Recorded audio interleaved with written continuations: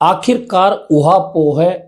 बांसवाड़ा से दिल्ली, दिल्ली से जयपुर तक की कई यात्राएं, कई दौर की चर्चाओं के बाद में कांग्रेस कार्य समिति के सदस्य महेंद्रजीत सिंह मालवीय विधिवत रूप से भाजपा के सदस्य बन गए और उन्होंने खुद ने ही राज खोल दिया कि वे तो जन्मजात ही भाजपाई थे, क्योंकि उनका राजनीतिक जीवन तो शुरू ही अखिल भारतीय विद्यार्थी परिषद से हुआ था। हालांकि बाद में उन्होंने कारण भी बता दिया कि कांग्रेस ने उन्हें कई बार टिकट दिया और मंत्री भी बना।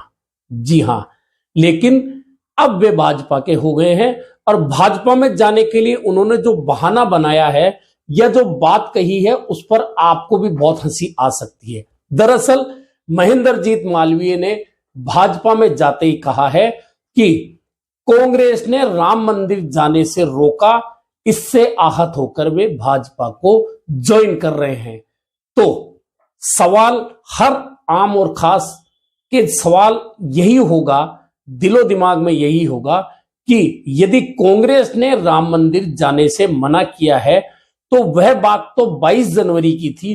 अब इतने दिन आपको यह सोचने में कैसे लग गए कि कांग्रेस ने राम मंदिर जाने से आपको रोका था? वैसे एक बात बता दूं, जब राम मंदिर जाने के लिए कांग्रेस अध्यक्ष मल्लिकार्जुन खड़गे और संसदीय दल की नेता सोनिया गांधी ने निमंत्रण अस्वीकार किया था, उस दौरान यात्रा के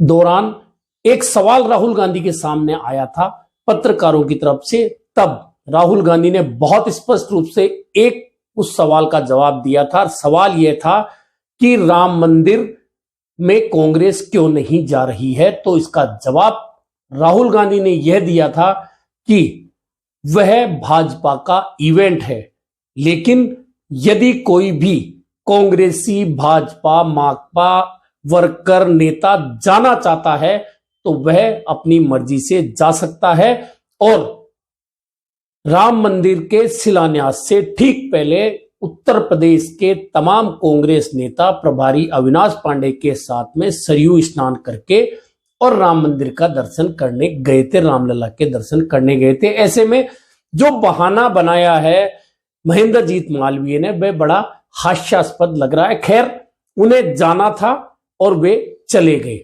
अब 2 दिन पहले उन्होंने यह भी कहा कि कांग्रेस नीतियों पे नहीं है और सम्मान नहीं मिला। अब आप देखिए, जो व्यक्ति 4 बार विधायक बनता है किसी पार्टी से, प्रधान बनता है, जिला प्रमुख बनता है, सांसद बनता है और कार्य समिति सदस्य बनता है, और उनकी पत्नी उसी पार्टी से, उसी जिले की जहां वे खुद नेता हैं वहां की जिला प्रमुख बनती है, फिर कहा जाता है कि सम्मान नहीं मिला। अब तो सिर्फ मुख्यमंत्री बनना ही बाकी रह गया था मालवीय का। खैर, नेताओं के अपने अपने बहाने होते हैं जब उन्हें पार्टियां छोड़नी होती है, लेकिन अब जब वे चले गए हैं तो इससे भी हास्यास्पद बात जो हुई है वह की है प्रदेश कांग्रेस के अध्यक्ष गोविंद सिंह डोटासरा ने। गोविंद सिंह डोटासरा ने मीडिया के सामने कहा कि महेंद्रजीत मालवीय हमेशा वागड़ में, आदिवासी अंचल में हमारे दूसरे लोगों को हराने का काम करते हैं। इस तरह की शिकायतें हमारे पास में 2018 के बाद में भी आई थी, इसलिए उन्हें 2.5 साल तक मंत्री नहीं बनाया और बाद में उन्होंने आलाकमान से जाकर माफी मांग ली। तब जाकर उन्हें इसलिए मंत्री बना दिया कि आदिवासी नेता हैं, पुराने कांग्रेसी हैं, इसलिए उन्हें मंत्री 2.5 साल बाद बनाया गया। इसके बाद एक बात और गोविंद सिंह डोटासरा कहते हैं कि इस बार भी हमारे पास शिकायत आई कि महेंद्रजीत मालवीय ने कांग्रेस के बाकी जितने उम्मीदवार थे आदिवासी अंचल के, उन्हें हराने का काम किया, लेकिन अर्जुन बामणिया, रमीला खड़िया, गणेश घोगरा और नानालाल नेनामा चुनाव जीतकर आ गए।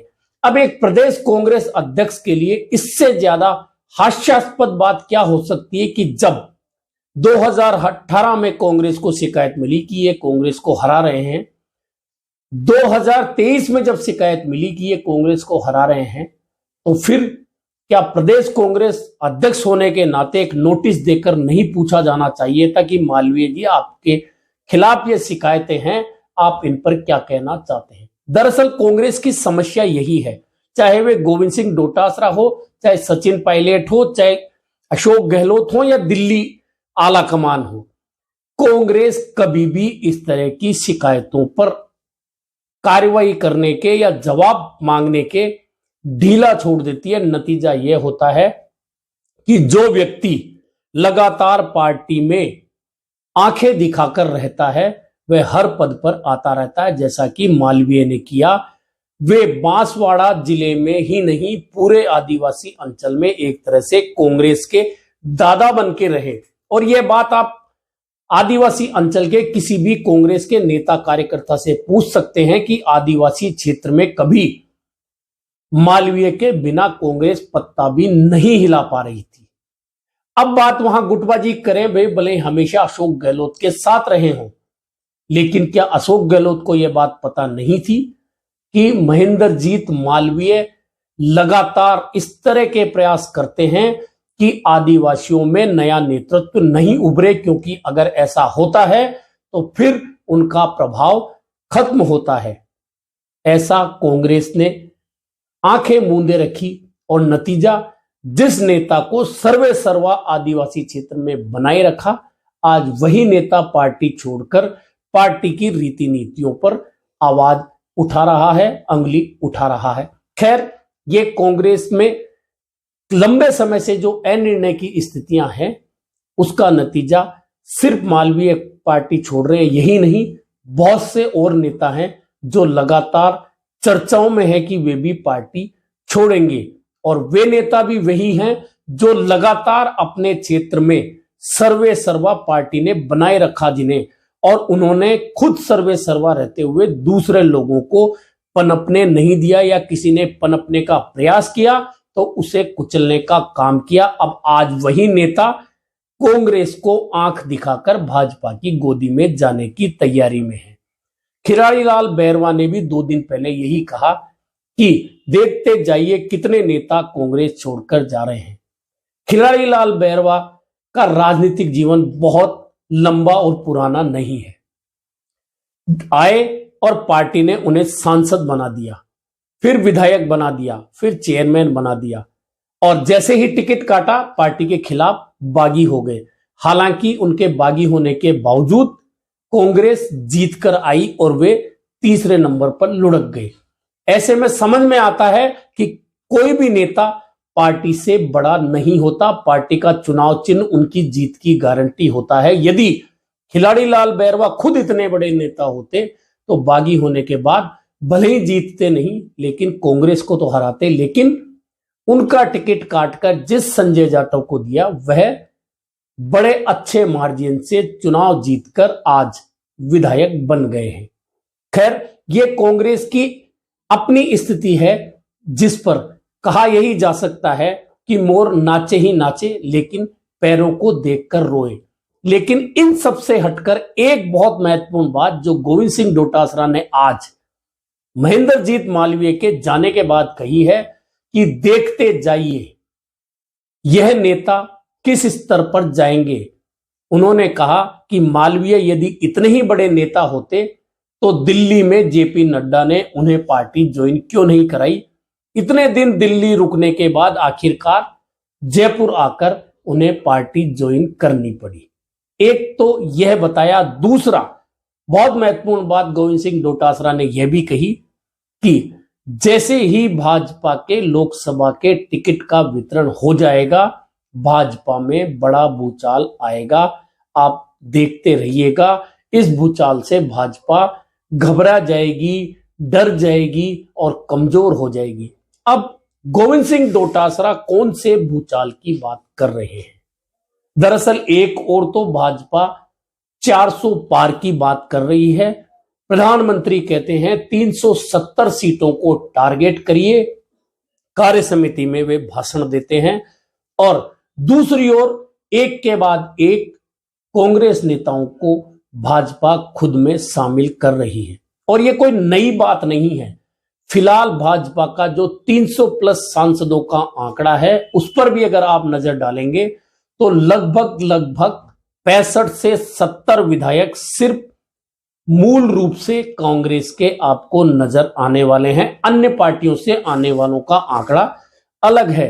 और अब जब 370 जीतने की बात भाजपा कर रही है तो आज हर आमजन में यही सवाल है कि जब भाजपा इतनी मजबूत है तो उसे क्यों कर कांग्रेस नेताओं की जरूरत पड़ रही है। यह भी सही है कि हर चुनाव से पहले नेताओं का पार्टियां छोड़ना, दूसरी पार्टियों में जाना आना एक निश्चित प्रक्रिया है जो हमेशा चलती है और लोकसभा चुनाव तक यह चलेगी। लेकिन गोविंद सिंह डोटासरा आखिरकार कौन से भूचाल की बात कर रहे हैं जो भाजपा में टिकट वितरण के बाद आने वाला है।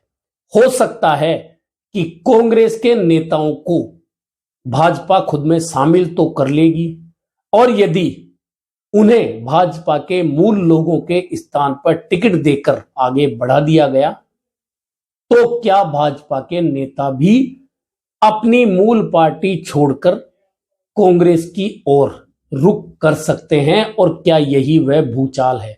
वैसे भी राजस्थान जैसा प्रदेश जहां 2014 और 2019 के लोकसभा चुनाव में कांग्रेस के तमाम नेता साथ थे, पूरी ताकत लगाई, लेकिन भाजपा दोनों ही बार 25-0 के स्कोर से जीत कर गई और कांग्रेस के हाथ खाली रहे।